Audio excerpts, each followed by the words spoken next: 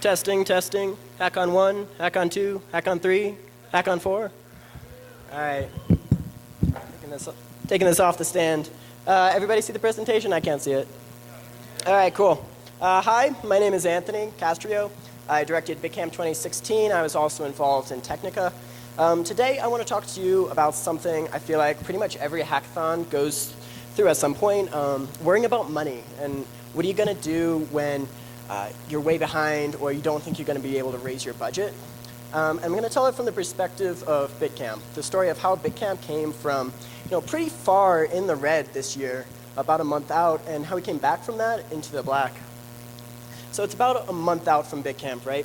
End of February, we're going to hold the event beginning of April. And I'm looking at the budget, and it doesn't look good, right? I'm looking at this big red scary number. And it's freaking me out. I can barely sleep at night because I'm so worried about money. But we were able to come back from that, right? bitcamp happened.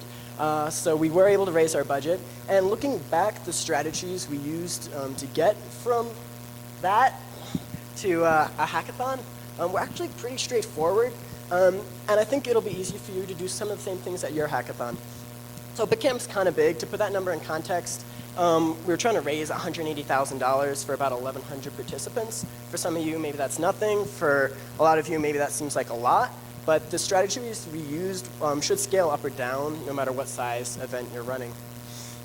So one of the first things we did is we took our budget and we brought it to an advisor of ours. This is Mackenzie Burnett. She was a director of bitcamp in years past. Best thing about Mackenzie is she really doesn't pull punches. She really tore into our budget, identifying line items where she thought we were overspending or she thought we were getting taken advantage of. Yeah. So, but what if you don't have your own Mackenzie Burnett? Feel free to send me your budget, like on Facebook. I'll take a look at it. Or about 80% of your expenses are going to tend to come from just like 20% of your items. If you pinpoint focus on those 20% of your items or less that represent a large part of your hackathon budget, you can cut a lot out. And also just cut out stuff that isn't core to what your hackathon is. Some examples of things we cut out. We cut out bags and socks. This is kind of like the limbo land of Hackcon swag that never was, right? So we saved $3K by cutting out bags, $2K by cutting out socks. And these were really hard cuts to make at the time, even though looking back, they're not a big deal.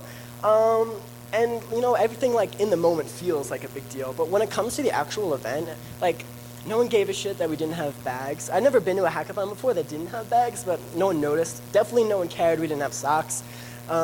Still a little sad we didn't have socks, but so don't be afraid to simplify. Focus on the things in your hackathon that really matter. There's really not one thing that you can't remove and still have a great event. So this brought us a little bit closer, but we're still hurting pretty bad, right? It's a week later, and I'm still this isn't gonna happen. There's no bitcamp this year. So we focused on our next, on the biggest line item for bitcamp, which was by far food. To give you some context, Maryland, we're on campus. Part of that is we have to go through university dining services. I don't know if this is true for you, but that kind of removed some of our bargaining power when they gave us this big scary number, which, so, what do you do when you don't have that same leverage? This might happen to you with vendors. They're going to give you a number like this, and they won't explain it, right? They'll just say, this is how much it costs to have food for 36 hours for 1,100 people. And that's bullshit, right? You got to go back and go line by line and figure out how you can work with them to make it affordable. Because they do want your business. If your event can't happen because you're spending too much on food, then they don't get to make any money off of food. So they do want to work with you in that way. So this is Vincent Song. He's the facilities director for last year. He's directing this year. So he and I went back to dining services, and we got a line item budget and started going through line by line, identifying just bullshit in there. So some things we found, they wanted to charge over $10,000 for 24/7 coffee. They want to charge $3K per dessert and have 3 a night. And then snacks again, we're going to be $10K. So we pared down coffee, right? We didn't have it from like 3 a.m. to 6 a.m. We cut out second dessert, one dessert a night. And then we bought some of our own snacks. And these things combined really added up. Like by focusing on this huge budget item, like that gave us a lot of room to like push it down and optimize. So we were able to like save over $20,000 just from our food costs. And so get those large quotes itemized. You can do a lot. Don't be afraid of big scary numbers. So this brought us way closer, right? We're still in the red. We still have over 10K to go, but we're closer. Unfortunately, like it's not just the stuff I highlighted in this talk. We've like cut out like all sorts of stuff, and we can't really cut anymore. So we need to raise more money somehow. So what do? We called MLH, right? I talked to John Gottfried, and I'm like, dude, we're screwed. What are we gonna do? And he told me 3 key things. One, he said like double the funnel. You're not reaching out to enough people. Gotta make twice as many phone calls. 2, he gave me some fire intros. And then 3, and this is something both he and Mackenzie told us, is we were actually overlooking our #1 biggest potential sponsor, which was our own university, University of Maryland. So a lot of times when you're raising money from a university, right, the instinct is to focus on the CS and engineering departments because they have the clearest stake in your event. It's a hackathon, it's a technology event. But once you like clearly communicate the scope of the event and how exciting it is, really every department at your school is a potential sponsor. And the best thing about these departmental sponsors is like, what company can you walk into the CEO's office and like pitch your case as someone like he cares about, right? The deans of these university departments are like the CEOs of their department.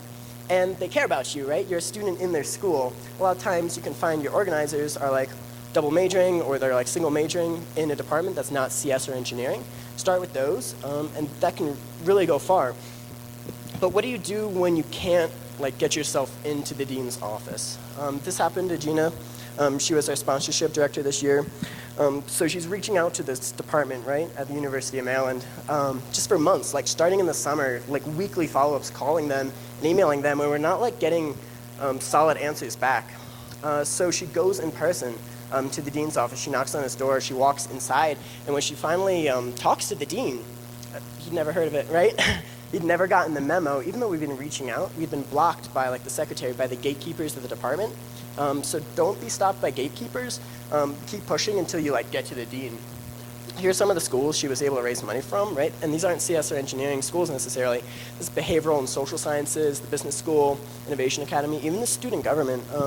We were able to raise like 3 to 5K each from these, as well as like some other departments. And so with that, like that final push brought us like from way down deep in the red where we're like, this is never gonna happen, back into the black. And we were actually able to have bitcamp this year. And like personally, I was able to finally get some sleep. Yeah, that's it. That's my time. If anyone's interested in these slides, there's a short link here. You guys have been a great audience. Thank you.